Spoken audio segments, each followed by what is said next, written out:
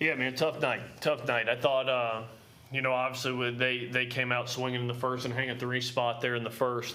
Man, I loved our at-bats against Cone. I thought we had unbelievable at-bats. They ran off the play and do a tee, and just one of those nights where a lot of loud outs. I don't know how many times we lined out to the left fielder early, and ultimately I just told our guys after the game, like, that's a really good hitting team, and we just missed middle way too much, particularly in the fifth. Guys that, two of our kind of go-to guys that have been really good that just too many misses, and credit Mississippi State for not missing those pitches. There's times you miss middle and they foul them off. There's times you miss middle and they pop it up, and they just didn't tonight. They were on time, and they were all over the gaps with it, and they were relentless with their at-bats there in the fifth inning. That ends up being the difference in the game, just a inability to kind of stop it.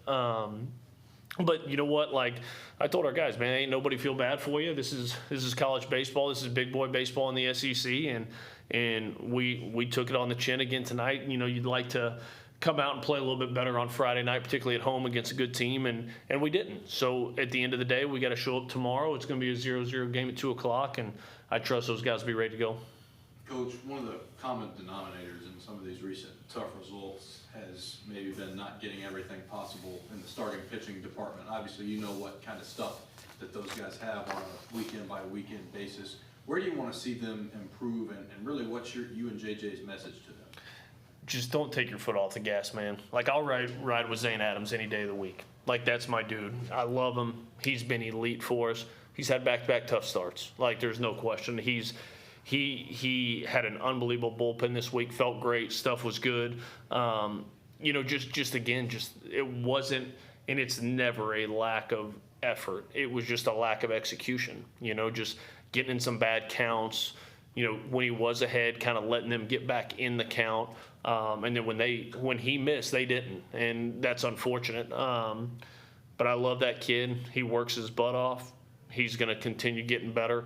And this is what it is. Like, this is college baseball at a really high level, and they were better than we were tonight on both sides of the ball. And so yes, we need more length. Yes, we need to get out of the gate a little better. All the stuff that's very obvious, right? Like, we got to be more competitive in the top of the first coming out. We just got to be crisper. It's not fun, chasing 3 or 4. But I can promise you, like, nobody works on that more than him. And it's just the reality of it was just missed a little bit early, hung a slider or hung a curveball to Hunter Hines, and he ran out of the yard. And I think this game, man, you got the Masters on right now, right? Like, everybody talks about golf and what a mental game it is. This is a mental grind, especially in this league, because if you miss by an inch, a lot of times the other team doesn't, and the reality is he's had a couple tough starts in a row, but that guy's going to be fine. That guy's going to be on the mound pitching here in June in a regional, I can tell you that. Like, and he's going to be electric, and he'll grow, and he'll keep getting better for this, because he ain't going to suck his thumb and feel bad for ourselves. I can tell you that. He's going to keep working, and he's going to keep getting better, and all in all, we just need to get out of the gate a little bit better, and then get a little bit more length. And even with the 3-run first, you still look up, and we have a great block and recover there in the third, and Brady throws him out, and momentum is back, and then hits a homer on the next pitch. But even still, you're sitting there 4-0 in the fourth. You're like, all right, Mike. We're still fine. We're still in striking distance, and then we get the leadoff guy. We get Powell 0-2 there in the fifth, and just can't put him away. And then went to the bullpen, and the game got out of hand there. But need a little bit more length, need a little bit better starts. But that's nothing that none of our guys don't know. We just got to execute it a little bit better. Coach, the top of the order was productive. Justin with 3 hits, Richie with 2. It's been obviously kind of a new configuration, but that continues to be effective. What did you see tonight, even as they took some at bats with top deficits and tough circumstances? Yeah, Richie, I thought maybe his best swing of the day was the bat with a base load and 2 outs. And they go to the mound visit and gets a pitch out over the plate and is on time and hammers it, and unfortunately it's right at him. Great at bats out of him. Braun just does Braun things, man. Like, I thought he had tremendous bats. Got a little lucky, obviously, with that second double with them losing it in the sky. But again, you talk about it, like, pops it up, doesn't feel bad for himself, busts his tail out of the box and ends up at second base. And that ends up being our first run when Cade then singles after that. So good at bats out of them. I thought Cade took some good swings tonight. Doe took some good swings tonight, has nothing to show for it. I mean, I thought a couple of his swings were okay. Bryce Fowler, I thought, was really good tonight. So thought there were some good swings in there. But ultimately, like I said, I loved our bats first 4 innings. Thought they were awesome.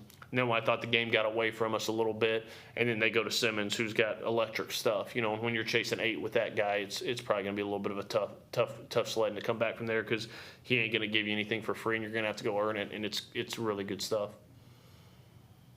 Coach, I know you'd probably rather forget the details of last year's series, but you've seen Mississippi State play some pretty tough baseball over the last couple of years. Did you expect them to come into this series with a chip on their shoulder, given that this is about the halfway point of the league schedule and they've maybe not had the start they expected so far? Yeah, and you look at the games they've played some weird circumstances too. They played Texas really, really tight. And I think there was a doubleheader in there. I think that second end of it was 2 7-inning games, which is always just a weird matchup when you have that. When they were at LSU, they had weather. They're starting games at 10 o'clock at night, some weird situations, but we're a swing away in all those. I knew how good they were coming in. I knew how good Cone was coming in. I knew how good the bullpen was coming in, and I knew how scary that offense could be. That's one of those games where you're looking at it and you go out and execute. You're hoping you're in the 5th or 6th inning in a tight ball game. Because if you do that, I think we got a shot. But the game, like I said, just got away from us, and they went to their dude. And when you're chasing 8 off that guy, it's going to be pretty tough.